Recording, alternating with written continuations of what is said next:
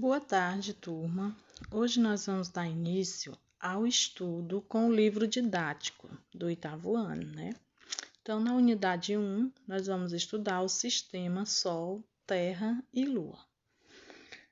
Nessa primeira unidade, nós vamos começar estudando dois modelos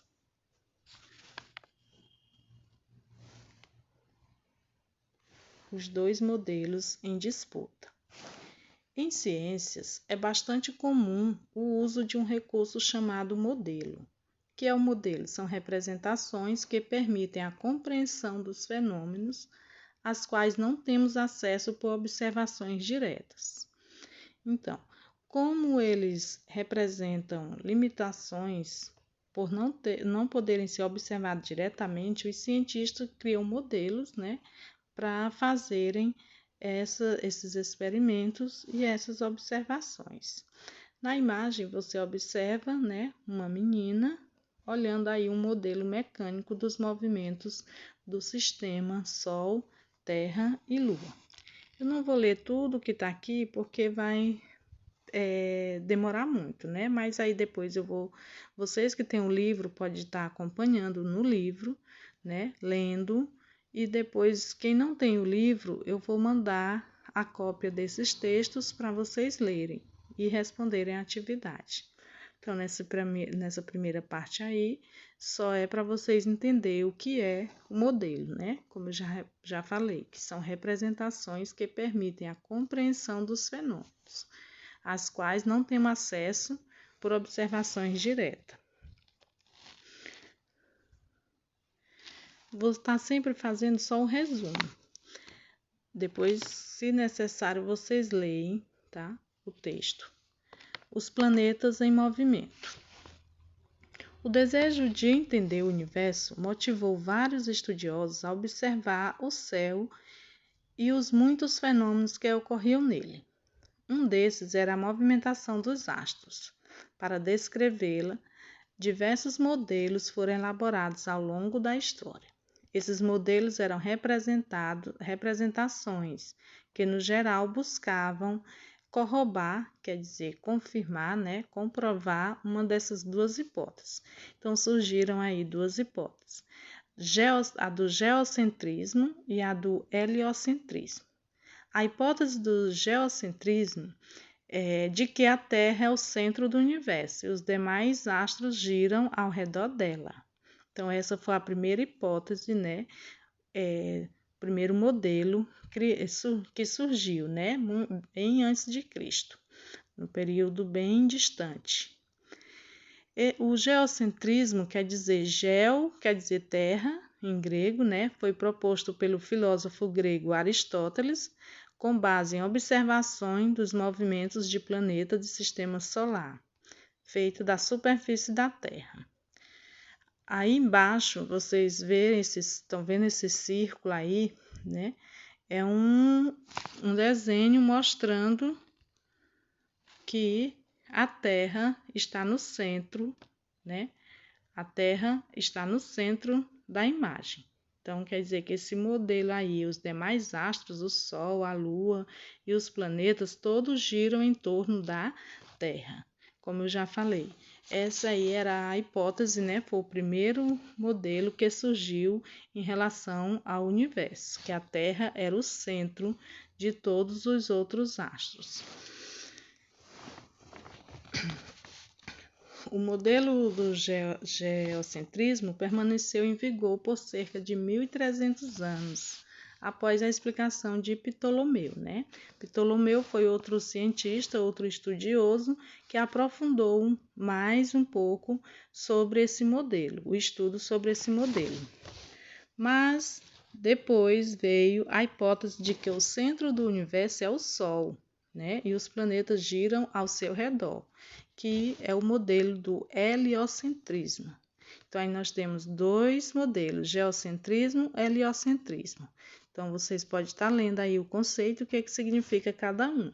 Mas só pelo nome já dá para entender. Geo, que significa terra, quer dizer que a Terra era vista como o centro do universo. Heliocentrismo, hélio, que vem de Sol, já é a hipótese de que o centro do universo é o Sol e os planetas giram ao seu redor. O modelo atualmente aceito é o heliocentrismo, certo? Que é esse último aí, onde o Sol é o centro do universo.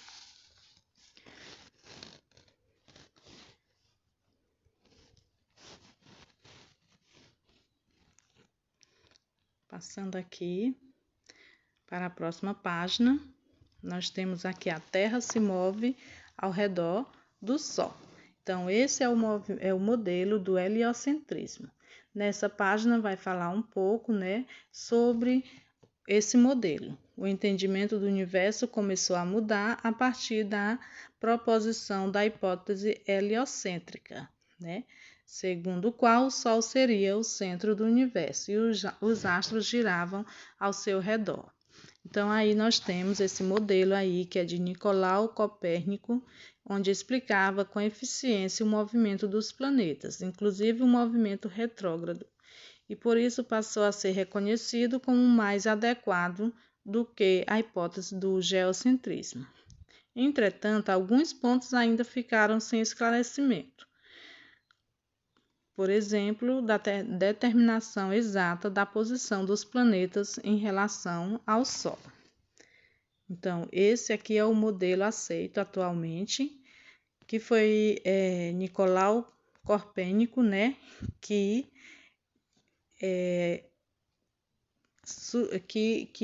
esclareceu sobre esse movimento dos astros ao redor do Sol.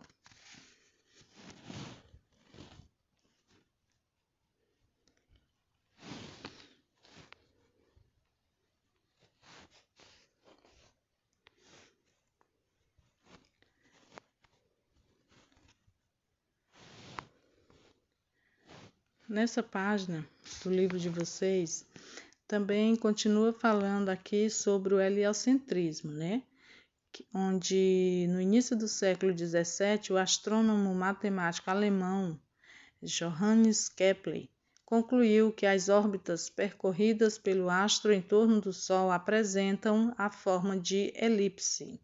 As elipses formadas pelas órbitas dos planetas não são acentuadas e se assemelham a circunferências.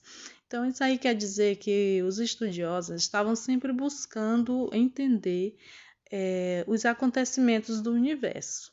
Então, ao longo de muitos anos, foram feitos modelos, né, observações, para explicar alguns movimentos dos astros, né, em relação ao planeta Terra.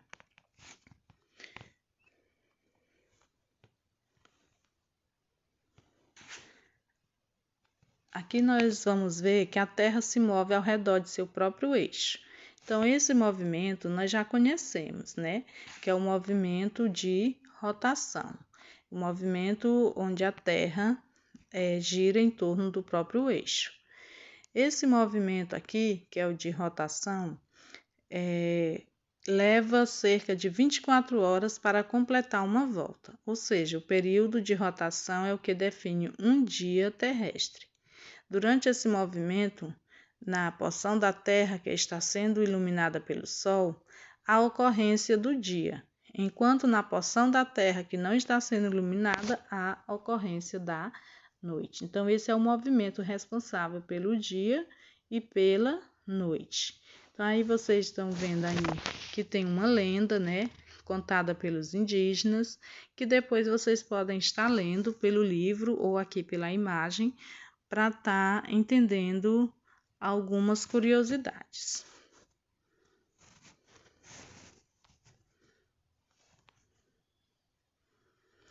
O movimento é relativo. O que quer dizer isso aqui? Que o movimento é relativo. Que um corpo ele pode estar em movimento ou em parado. Ou parado, né? Nós podemos dizer que ele está em movimento ou parado. Isso depende de um referencial, ou seja, depende a que eu estou me referindo. Por exemplo, nós estamos aqui na Terra, a gente pensa que o Sol, as estrelas estão andando, não é isso? mas é porque, na verdade, quem está em movimento é a Terra, e o nosso corpo está em movimento junto com a Terra. Então, em relação às estrelas, ao Sol, nós estamos em movimento. Em relação à Terra, nós estamos parados. Então, outro exemplo que pode dar aí em relação ao movimento é quando nós estamos dentro de um carro. A gente está andando na estrada, a impressão que dá é que as árvores estão andando, né? Para trás. Só que, na verdade, é o nosso corpo que está em movimento em relação às árvores. E em relação ao carro, nós estamos parados. Estamos ali dentro, parados. Então, por isso que diz que o movimento é relativo. Está relacionado com algum referencial. Para me dizer se está em movimento ou está parado, eu tenho que ter por base alguma coisa. Para me estar dizendo a respeito desse movimento. Certo? Então, é isso que quer dizer o movimento relativo.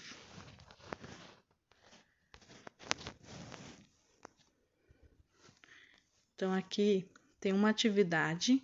Essa atividade tem no livro. Eu não sei se todos vocês têm o livro, e por isso eu vou digitar algumas questões na plataforma para vocês responderem, certo? Eu vou digitar as questões, vou tentar enviar a foto do texto, do conteúdo, para vocês estarem lendo, pesquisando para responder essas questões, certo? Então, era isso.